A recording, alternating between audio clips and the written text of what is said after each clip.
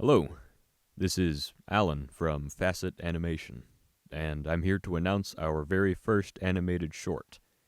It will be titled The Battle of Maldon, and as of now, I'm starting pre-production, if you can really call it that.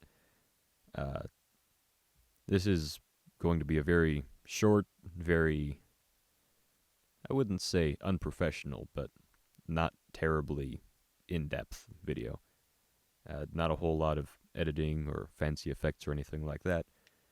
More of a introduction, I guess, to the way I do things and the level of quality you can expect from this channel. Doing great already. Now, a little history on the Battle of Maldon. It took place in 991 AD, when the Vikings were raiding the coast of England. I can't pronounce this name because there are far too many consonants, but Byrhtnoth, Ealdorman of Essex, he mustered an army to face the Vikings. Now, the exact size of this battle, I haven't really been able to find any definitive numbers, but I did find one source on the internet, which is always trustworthy, that says the Vikings came in about 93 ships, which equaled about 2,000 to 2,500 Vikings. And it's safe to assume, I think, that the Anglo-Saxons had an army more or less equal to that. Now, the manuscript that we have for the Battle of Maldon, or I should say we had, was damaged when it was transcribed.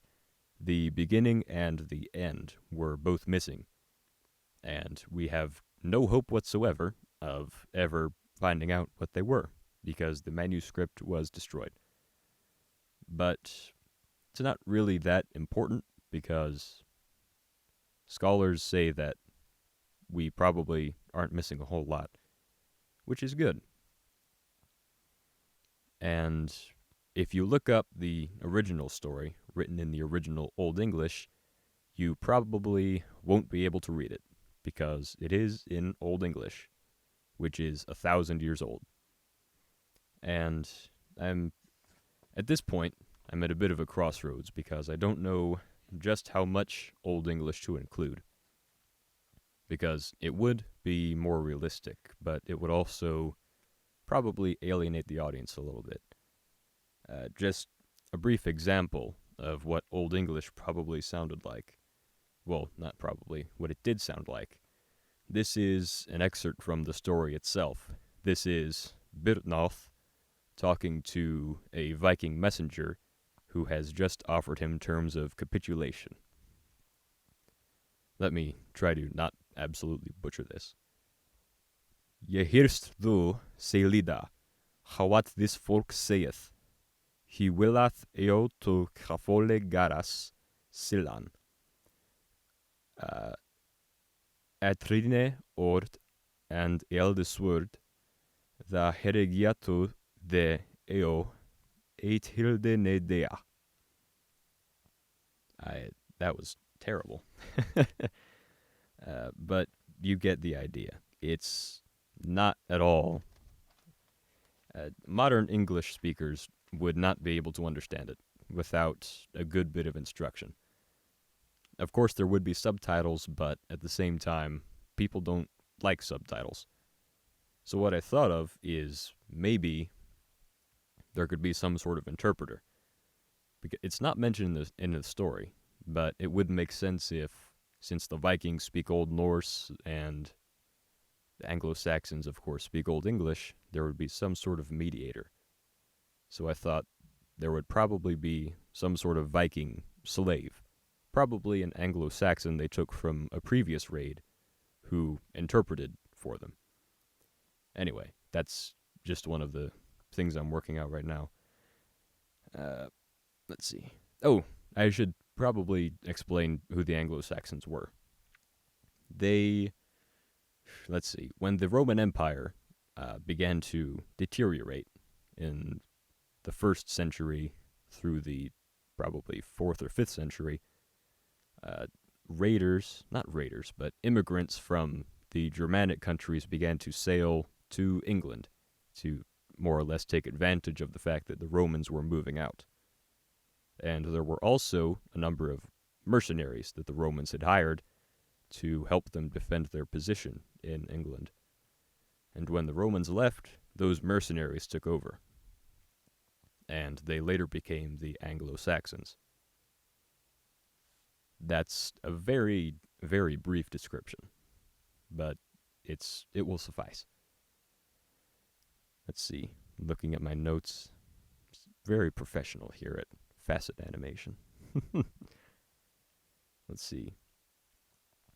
Some of the things that draw me to such a story as this, and other Anglo-Saxon stories, are the themes of sacrifice and heroism, and especially people who don't have those values because they're so easy to hate.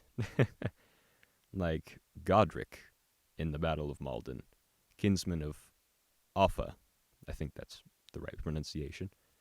But he fled the battle and actually probably caused the Anglo-Saxons to lose. So everybody hates Godric, and deservedly so. But Byrhtnoth, sorry, I thought someone was about to barge in on my recording closet. But Byrhtnoth, he, on the other hand, died a very noble death in the Anglo-Saxons' eyes. Against overwhelming odds, he stood his ground, and he never surrendered. He refused to capitulate, and even when he was wounded, couldn't hold a sword anymore. He kept fighting, and he tried to rally his men as best he could, until Godric went and messed things up.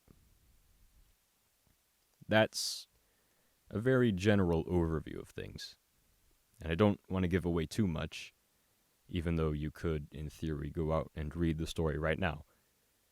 But you get the gist of things. And now I come to the really boring part, which is actually making the animated short. Right now, it's just me. Me, myself, and I. And I don't know how to animate quite yet, but I'm working on it. But I do know a little bit about writing, and I can draw pretty decently, so I can work out probably the screenplay and the storyboards on my own. And I'll start sending out, emails and stuff like that to try and get some connections and get some other people on board with this. And I'll be posting updates as often as I can. Probably once every week and a half. And I'll have a lot more to show for my work than whatever this is. I'll start posting storyboards and character designs, things like that. And as far as the division of work, since I absolutely cannot animate this all by myself, since I don't really know how to animate yet, I was thinking that this could work something like those reanimated videos where they take an episode of a cartoon and then reanimate it. I can't really describe it, but you can look it up if you want to. But the way it works is they divide it up into maybe 1 or 2 shot groups where one animator handles everything within those 1 or 2 shots. Then it goes to the next person, then the next. And for a 20-minute episode, or a 20-minute video, you would have probably hundreds of animators handling the whole thing. Now, I don't think I'll have a crew quite that large, but if I could get a few more people on board, that would be great. That would be a miracle, to be honest. Especially with the way that this video is going. Let's see. Anything else? The whole thing will probably be about 10 minutes long. About 10 minutes, more or less. it will probably be a little bit longer, just because I know that we tend to overestimate our ability, and things are usually over budget and overdue by the time we're done with them. So let's stick with a nice 10 minutes for now and see how things play out. But, oh, another thing. For shots where there isn't a lot of motion, I'll probably give those to the beginner animators. Then shots with people that have a decent amount of motion, I'll probably give those to more experienced animators. And then, if by some streak of luck, I should say, I get someone who actually knows what they're doing to help me, then I'll probably give them the more complicated shots where there's a lot of action, a lot of elements, and also horses. Because, as I understand, horses are a nightmare as far as animation. But, yeah, that's all that I have for now. You'll hear from me again in a week or a week and a half, and I'll have something a bit more substantial to show you. But until then,